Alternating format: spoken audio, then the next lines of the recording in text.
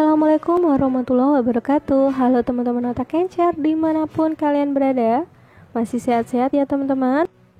Kali ini kita akan membahas mengenai soal-soal SKB Guru Ekonomi yang bisa teman-teman jadikan untuk bahan belajar untuk persiapan CPNS ini. Tetap semangat teman-teman. Langsung aja simak terus videonya. Salah satu cara mengatasi inflasi yaitu Bank Indonesia akan cenderung meningkatkan nilai cadangan wajib dari masing-masing bank agar uang yang beredar kembali masuk ke bank dan berkurang di masyarakat, sehingga inflasi dapat diatasi. Kebijakan yang diambil oleh Bank Indonesia tersebut disebut kebijakan A. Politik diskonto, B. Operasi pasar terbuka, C. Giro wajib minimum, D. Moneter ekspansif, E. Fiskal konstruktif. Kira-kira yang mana teman-teman kebijakan yang diambil oleh Bank Indonesia? Benar banget, yang C.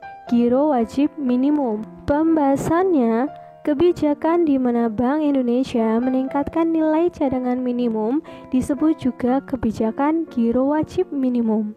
Giro wajib minimum pada dasarnya merupakan sejumlah dana dalam jumlah minimum yang harus selalu tersedia pada saldo giro setiap bank di Bank Indonesia.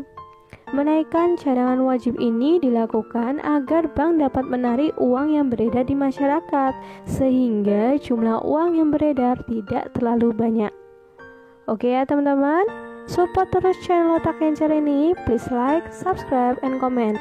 Oke, kita lanjut lagi ke topik berikutnya yaitu perhitungan indeks harga, inflasi, dan pertumbuhan ekonomi. Diketahui data negara A berikut ini. GDP 15.000 miliar, GNP sebesar 16.500 miliar.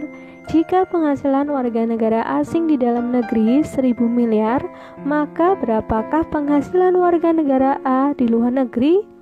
A. 500 miliar, B. 2.500 miliar, C.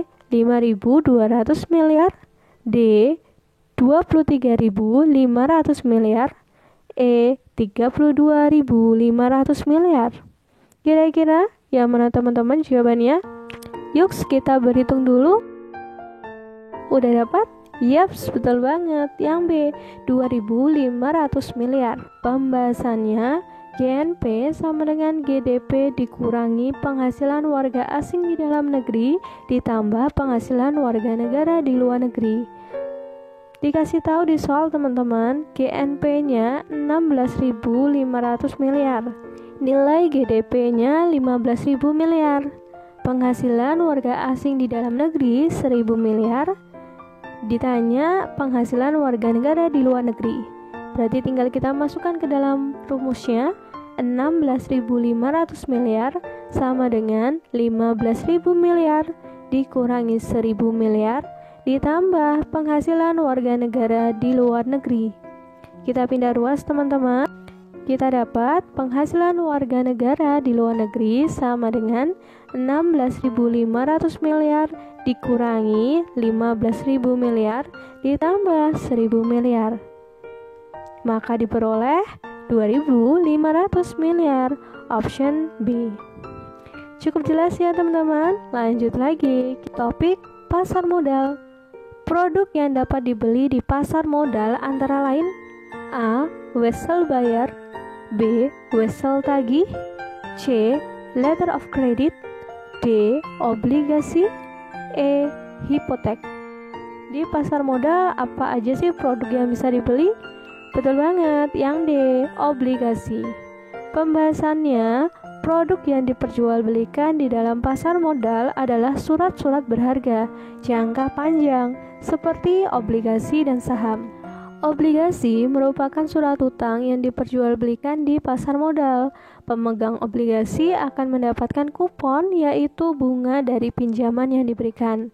Nominal obligasi lebih besar dibandingkan saham, sedangkan wesel diperjualbelikan di pasar uang. Oke ya teman-teman, nanti tiap videonya bisa teman-teman pause terlebih dahulu untuk memikirkan jawabannya. Kita lanjut lagi ke topik berikutnya, yaitu ketenagakerjaan dan dampaknya terhadap pembangunan ekonomi. Pak Tono merupakan seorang sopir taksi online. Jika dilihat berdasarkan kualitasnya, sopir termasuk ke dalam salah satu bentuk jenis tenaga kerja, yaitu A. Tenaga kerja terdidik, B. Tenaga kerja terampil, C. Tenaga kerja tidak terdidik dan tidak terampil, D. Pekerja lepas, E. Pekerja kontrak. Kira-kira yang mana teman-teman jawaban yang paling tepat? Yoi, betul banget. Yang B. Tenaga kerja terampil. Pembahasannya, jika dilihat berdasarkan kualitasnya, tenaga kerja dapat dibedakan menjadi 3 bentuk, yaitu yang pertama, tenaga kerja terdidik. Tenaga kerja terdidik adalah tenaga kerja yang memiliki suatu keahlian atau kemahiran dalam bidang tertentu yang diperoleh dengan cara menempuh pendidikan. Yang kedua, tenaga kerja terampil. Tenaga kerja terampil adalah tenaga kerja yang memiliki keahlian dalam bidang tertentu dengan melalui pelatihan atau pengalaman kerja. Tenaga kerja terampil ini membutuhkan latihan secara berulang-ulang hingga ia mampu menguasai pekerjaan tersebut. Dan yang ketiga, tenaga kerja tidak terdidik dan tidak terampil adalah tenaga kerja kasar yang hanya mengandalkan tenaga saja. Sopir taksi online termasuk tenaga kerja terampil karena kemampuan untuk mengendarai mobil dapat diperoleh melalui pelatihan, tidak perlu diperoleh dengan cara menempuh pendidikan khusus. Makanya jawaban yang paling tepat yaitu option B, tenaga kerja terampil. Oke ya teman-teman, lanjut lagi ke topik berikutnya, yaitu kebijakan moneter. Ketika uang yang beredar lebih banyak dibandingkan barang yang ada, maka hal ini akan meningkatkan harga suatu barang, sehingga harga barang-barang akan cenderung mahal. Hal yang dapat dilakukan oleh Bank Indonesia sebagai penyeimbang nilai rupiah adalah A. Meningkatkan suku bunga bank, B. Menurunkan tingkat cadangan minimum, C. Menaikkan pajak, D. Mendorong produksi agar barang bertambah, E. Membeli surat berharga BI. Kira-kira yang mana teman-teman jawabannya? Yoi, betul banget. Yang A. Meningkatkan suku bunga bank. Pembahasannya, ketika jumlah uang lebih banyak daripada barang, maka akan terjadi inflasi. Akibatnya, harga-harga semakin mahal. Yang dapat dilakukan oleh Bank Indonesia melalui kebijakan moneter adalah yang pertama, meningkatkan suku bunga bank sehingga orang akan cenderung lebih ingin menabung. Yang kedua, menjual surat berharga BI. Yang ketiga, menaikkan tingkat cadangan minimum pada bank umum. Cukup jelas ya teman-teman? Oke, kita lanjut lagi ke topik berikutnya, uang dan perbankan.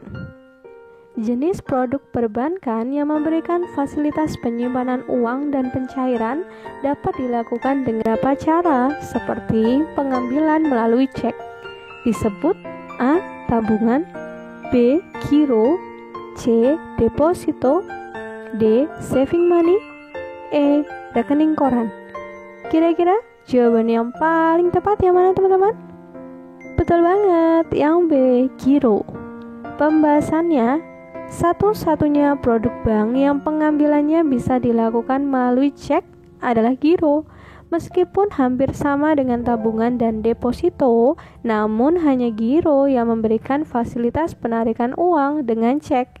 Giro lebih banyak digunakan oleh perusahaan karena nominal yang dapat ditarik lebih besar dibandingkan dengan tabungan.